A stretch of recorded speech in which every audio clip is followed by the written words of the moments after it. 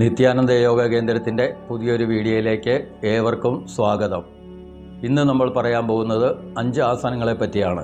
വജ്രാസനം, ശൂണ്ടാലാസനം, വ്യാക്രാസനം, നികുഞ്ചാസനം, പാർശ്വ അർദ്ധചക്രാസനം. ഈ 5 ആസനങ്ങൾ എങ്ങനെ ചെയ്യുന്നുവെന്നും ഇതിൻ്റെ ഗുണങ്ങൾ എന്തൊക്കെയാണെന്നും നമുക്ക് നോക്കാം. ഇന്നത്തെ ക്ലാസ്സിലേക്ക് നമുക്ക് വിശദമായി കടക്കാം. ഇന്ന് ആദ്യം ചെയ്യുന്നതാണ് വജ്രാസനം. ഇത് ചെയ്യുന്നതിനായി ഇരു കാലുകളും നീട്ടിവെച്ച് നിവർന്നിരിക്കുക. അതിനുശേഷം കാലുകൾ ഓരോന്നായി പുറകോട്ട് മടക്കിക്കൊണ്ട് വരികയും പൃഷ്ഠഭാഗം തറയിൽ പതിച്ചു വെച്ചിരിക്കുകയും ചെയ്യേണ്ടതാണ്. കൈകൾ രണ്ടും കാൽമുട്ടുകളിൽ കമഴ്ത്തി വെക്കുകയും വേണം. ഈ രീതിയിൽ ഇരിക്കാൻ പറ്റുന്നവർ ഇങ്ങനെ ഇരിക്കുക. അല്ലാത്തവർക്ക് കാലുകൾ ചേർത്ത് വെച്ച് പൃഷ്ഠഭാഗം കാലുകളുടെ ഉപ്പൂറ്റിയിൽ വരുന്ന രീതിയിലും ഇരിക്കാവുന്നതാണ്. ഇനി നട്ടെല്ല് നിവർന്നിരുന്ന ശേഷം ഈ അവസ്ഥയിൽ ഇരുന്നു കൊണ്ട് ശ്വാസം ഉള്ളിലേക്ക് എടുക്കുകയും പുറത്തേക്ക് വിടുകയും ചെയ്യേണ്ടതാണ്. പറ്റുന്നത്ര സമയം ഈ രീതിയിൽ തുടരാൻ ശ്രമിക്കുക. ഭക്ഷണം കഴിച്ച ശേഷം ചെയ്യാൻ പറ്റുന്ന ഒരാസനമാണിത്. ഭക്ഷണശേഷം ഇത് പരിശീലിച്ചാൽ ദഹന പ്രക്രിയകൾ നല്ല രീതിയിൽ നടക്കുന്നതിന് സഹായിക്കുന്നു. ഹെർണിയ രോഗത്തിന് നല്ല രീതിയിൽ ഗുണം ചെയ്യുന്നു. പാൻക്രിയാസിന് നല്ല രീതിയിൽ ഉത്തേജനം ലഭിക്കുന്നത് കൊണ്ട് തന്നെ പ്രമേഹ രോഗത്തിന് ശമനം കാണാൻ സാധിക്കുന്നു. ഗ്യാസ് ട്രബിൾ, നെഞ്ചെരിച്ചിൽ, പുളിച്ചിതുകെട്ടൽ എന്നിവയ്ക്ക് ശമനം കാണുന്നതിനും ഈ ആസനം ചെയ്യുന്നത് മൂലം സാധിക്കുന്നു. ഇനി അടുത്തതായി ശൂണ്ടാലാസനം ചെയ്യുന്നത് എങ്ങനെയെന്ന് നോക്കാം. ഇത് ചെയ്യുന്നതിനായി ഇരു കാലുകളും ഏകദേശം 2 അടി അകലം വരുന്ന രീതിയിൽ അകത്തി വെച്ച് നിവർന്നു നിൽക്കുക. കൈകൾ രണ്ടും മുന്നോട്ട് കൊണ്ടുവന്ന് തൊഴുതു പിടിക്കുകയും ശ്വാസം ഉള്ളിലേക്ക് എടുത്തുകൊണ്ട് ഇരു കൈകളും മുട്ടുകൾ മടക്കാതെ മുകളിലേക്ക് ഉയർത്തിക്കൊണ്ടുവന്ന് നെഞ്ചും തലയും ഇരു കൈകളും പുറകോട്ട് പറ്റുന്നത്ര വളയ്ക്കുകയും ചെയ്യേണ്ടതാണ്.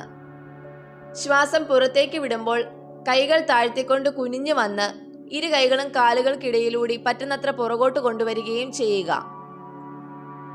വീണ്ടും ശ്വാസം ഉള്ളിലേക്ക് എടുക്കുമ്പോൾ കൈകൾ നേരെ മുകളിലേക്ക് കൊണ്ടുവന്ന് പറ്റുന്നത്ര പുറകോട്ട് വളയുകയും ശ്വാസം വിട്ടുകൊണ്ട് ഇതേ രീതിയിൽ കുനിഞ്ഞു വരികയും ചെയ്യേണ്ടതാണ്. ഇത് ചെയ്യുമ്പോൾ ഇരു കൈകളുടെയും ഇരു കാലുകളുടെയും മുട്ടുകൾ മടങ്ങാതിരിക്കാൻ പ്രത്യേകം ശ്രദ്ധിക്കേണ്ടതാണ്. പറ്റുന്നത്ര തവണ ഇത് ആവർത്തിച്ച ശേഷം ബുദ്ധിമുട്ട് വരുമ്പോൾ വിശ്രമിക്കുകയും വീണ്ടും 1-2 തവണ കൂടി ഇതേ രീതിയിൽ തന്നെ തുടരുകയും ചെയ്യേണ്ടതാണ്.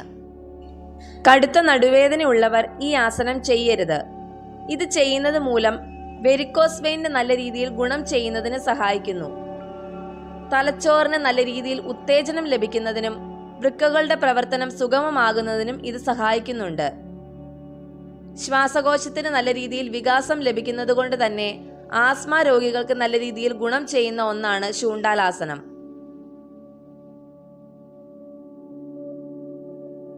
ഇനി അടുത്തതായി വ്യാക്രാസനം ചെയ്യുന്നത് എങ്ങനെയെന്ന് നോക്കാം. ഇത് ചെയ്യുന്നതിനായി ഇരു കാലുകളുടെയും മുട്ടുകൾ മടക്കി പൃഷ്ഠഭാഗം കാലുകളുടെ ഉപ്പുറ്റിയിൽ വരുന്ന രീതിയിൽ നട്ടെല്ല് നിവർന്നിരിക്കുക. സാവധാനം ശ്വാസം ഉള്ളിലേക്ക് എടുത്തുകൊണ്ട് ഇരു കൈകളും നേരെ മുകളിലേക്ക് ഉയർത്തിക്കൊണ്ട് വരികയും ശ്വാസം വിട്ടുകൊണ്ട് കൈകൾ താഴ്ത്തിക്കൊണ്ട് വന്ന് കുനിഞ്ഞ് ഇരു കാൽമുട്ടുകൾക്ക് മുന്നിലായി തറയിൽ ഉറപ്പിച്ച് കുത്തുകയും ചെയ്യണം. അതോടൊപ്പം തന്നെ പൃഷ്ഠഭാഗം കാലുകളിൽ നിന്ന് ഉയർത്തിക്കൊണ്ട് വരികയും ചെയ്യേണ്ടതാണ്.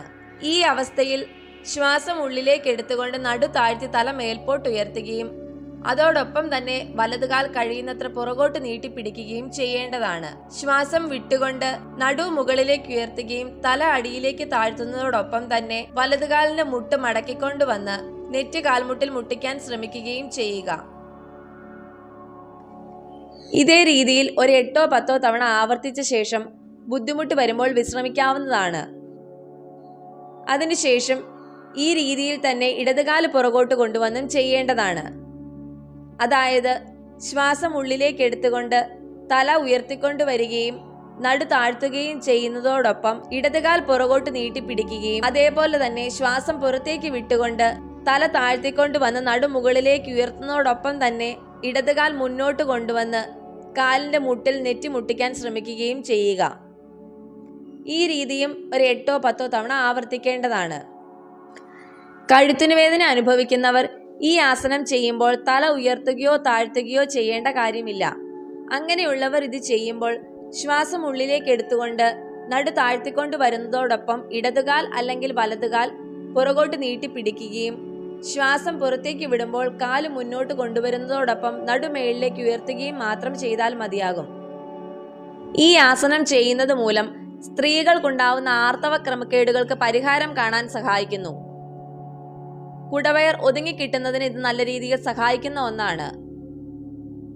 അടിവയറ്റിലെയും കഴുത്തിന് പുറകിലും അടിഞ്ഞുകൂടുന്ന കൊഴുപ്പിനെ ഇളക്കി കളയുന്നതിന് നല്ല രീതിയിൽ സഹായിക്കുന്നു. അതേപോലെ തന്നെ വെരിക്കോസ് വെയിന് നല്ല രീതിയിൽ ശമനം കാണാനും വ്യാഘ്രാസനം ചെയ്യുന്നത് മൂലം സാധിക്കുന്നതാണ്.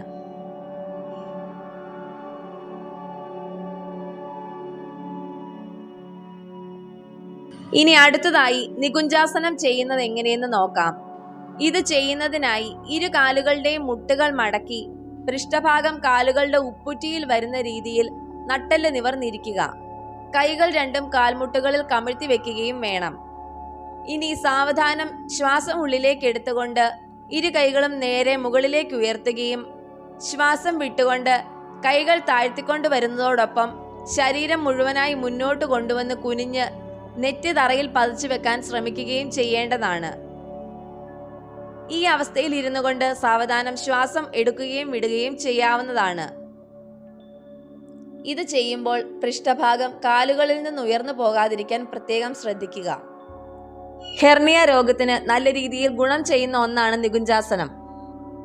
ശ്വാസകോശത്തിനും ഹൃദയത്തിനും നല്ല രീതിയിൽ വികാസം ലഭിക്കുന്നത് കൊണ്ട് തന്നെ ആസ്മ രോഗികൾക്ക് വളരെയധികം ഗുണം ചെയ്യുന്ന ഒന്നാണിത്. അഡ്രിനൽ ഗ്രന്ഥിയുടെ നല്ല രീതിയിലുള്ള പ്രവർത്തനത്തിന് ഇത് സഹായിക്കുന്നു. തലച്ചോറിന് നല്ല രീതിയിൽ ഗുണം ചെയ്യുകയും സന്ധിവാതം മൂലം കാലുകൾക്കുണ്ടാവുന്ന വേദനയ്ക്ക് ശമനം കാണാനും ഈ ആസനം ചെയ്യുന്നത് മൂലം സാധിക്കുന്നതാണ്. അരക്കെട്ടിലെ നീർക്കെട്ടിനെ ഇളക്കി കളയുന്നതിനും ഗ്യാസ് ട്രബിൾ, നെഞ്ചെരിച്ചിൽ, പുളിച്ചിതകട്ടൽ എന്നിവയ്ക്ക് ശമനം കാണുന്നതിനും ഈ ആസനം ചെയ്യുന്നത് മൂലം സാധിക്കുന്നു. ഇനി അടുത്തതായി പാർശ്വ അർദ്ധചക്രാസനം ചെയ്യുന്നത് എങ്ങനെയെന്ന് നോക്കാം. ഇത് ചെയ്യുന്നതിനായി ഇരു കാലുകളും പുറകോട്ട് മടക്കി മുട്ടുകുത്തി നിവർന്നു നിൽക്കുക. അതിനുശേഷം വലതുകാൽ ഏകദേശം ഒരു 2 അടിയോളം മുന്നിലായി തറയിൽ ഉറപ്പിച്ച് കുത്തുകയും ചെയ്യണം. ഇനി സാവധാനം ശ്വാസം ഉള്ളിലേക്ക് എടുത്തുകൊണ്ട് ഇരു കൈകളും നേരെ മുകളിലേക്ക് ഉയർത്തിക്കൊണ്ട് വന്ന് പറ്റുന്നത്ര പുറകോട്ട് വളഞ്ഞു വരികയും ചെയ്യുക. ഈ അവസ്ഥയിൽ നിന്നുകൊണ്ട് ശ്വാസം വിടുകയും എടുക്കുകയും ചെയ്യാവുന്നതാണ്. പറ്റുന്നത്ര സമയം ഈ രീതിയിൽ തുടർന്ന ശേഷം ബുദ്ധിമുട്ട് വരുമ്പോൾ വിശ്രമിക്കുകയും വീണ്ടും ഇതേ രീതിയിൽ തന്നെ ഇടതുകാലം മുന്നോട്ട് കയറ്റി വെച്ചും ചെയ്യേണ്ടതാണ്. ഈ രീതിയിൽ 2 കാലുകളും മാറി മാറി ഒരു 4-5 തവണ ആവർത്തിക്കാവുന്നതാണ്. അരക്കെട്ടിനും നടുവേദനയ്ക്കും നല്ല രീതിയിൽ ശമനം ലഭിക്കുന്നതിനും തുടയിലെ പേശികൾ നല്ല രീതിയിൽ ബലപ്പെടുന്നതിനും ഇത് ചെയ്യുന്നത് മൂലം സാധിക്കുന്നു. ശ്വാസകോശത്തിന് നല്ല രീതിയിൽ വികാസം ലഭിക്കുന്നത് കൊണ്ട് തന്നെ ആസ്മ രോഗത്തിന് നല്ല രീതിയിൽ ഗുണം ചെയ്യാനും ഈ ആസനം വളരെയധികം സഹായിക്കുന്നതാണ്. ഇത്രയും ആസനങ്ങൾ ചെയ്ത ശേഷം ശവാസനം ചെയ്ത് മാത്രമേ യോഗ പൂർത്തിയാക്കാവൂ. വജ്രാസനം, ശൂണ്ടാലാസനം, വ്യാഘ്രാസനം, നികുഞ്ചാസനം, പാർശ്വ അർദ്ധചക്രാസനം എന്നീ 5 ആസനങ്ങളാണ് ഇന്ന് നമ്മൾ പുതിയതായി പരിശീലിച്ചത്. ഇവയിൽ ശൂണ്ടാലാസനം എന്നത് കടുത്ത നടുവേദന അനുഭവിക്കുന്നവർ ചെയ്യരുത്. അതേപോലെ വ്യാഘ്രാസനം ചെയ്യുമ്പോൾ കഴുത്തിന് വേദന അനുഭവിക്കുന്നവർ തല ഉയർത്തുകയോ താഴ്ത്തുകയോ ചെയ്യാൻ പാടില്ല. അതിനു പകരം ശ്വാസം ഉള്ളിലേക്ക് എടുക്കുമ്പോൾ നടു താഴ്ത്തിക്കൊണ്ട് വരുന്നതോടൊപ്പം വലതുകാൽ അല്ലെങ്കിൽ ഇടതുകാൽ പുറകിലോട്ട് നീട്ടിക്കൊണ്ടു പോവുകയും ശ്വാസം പുറത്തേക്ക് വിടുമ്പോൾ കാല് മുന്നോട്ട് കൊണ്ടുവരികയും നടുമുകളിലേക്ക് ഉയർത്തുകയും മാത്രം ചെയ്താൽ മതിയാകും. ഈ ആസനങ്ങൾ എങ്ങനെ ചെയ്യുന്നുവെന്നും ഇവ ഓരോന്നും ചെയ്യുന്നത് കൊണ്ടുള്ള ഗുണങ്ങൾ എന്തൊക്കെയെന്നും എല്ലാവർക്കും മനസ്സിലായെന്ന് പ്രതീക്ഷിക്കുന്നു. കൂടുതൽ ആസനങ്ങൾ വരുന്ന ക്ലാസ്സുകളിൽ പരിചയപ്പെടാം. വീഡിയോ ഇഷ്ടപ്പെട്ടിട്ടുണ്ടെങ്കിൽ ലൈക്കും ഷെയറും സബ്സ്ക്രൈബും ചെയ്യാൻ മറക്കരുത്. ലോകാ സമസ്ത സുഖിനോ ഭവന്തു.